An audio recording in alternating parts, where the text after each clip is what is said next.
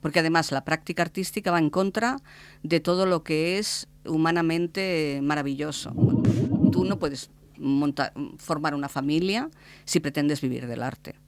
Nunca encontrarás el momento en ser madre, nunca encontrarás el momento en poder tener de unos descansos, porque siempre estás con cuidado, que no se me pierda la oportunidad. Siempre estamos como a punto de coger un tren que se nos escapa.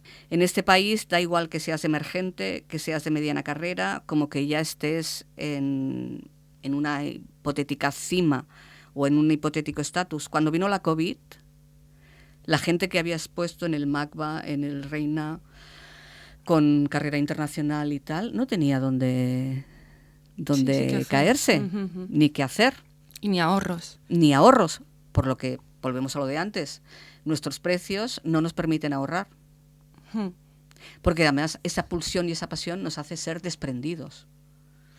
O sea, estamos en una contradicción constante. Y a mí me parece muy bien que la PAC se plante ante cosas como Manifesta, por cómo se ha ido desarrollando, se plante con el Centro de Arte de la Fabra y Coats, que también se plante con las políticas que se están intentando implementar desde el Ayuntamiento de Barcelona, con estos cambios que están habiendo, incluso se plante ante la falta de respeto hacia nuestro trabajo. Creo que como colectivo la PAC lo puede hacer. A nivel individual es más difícil,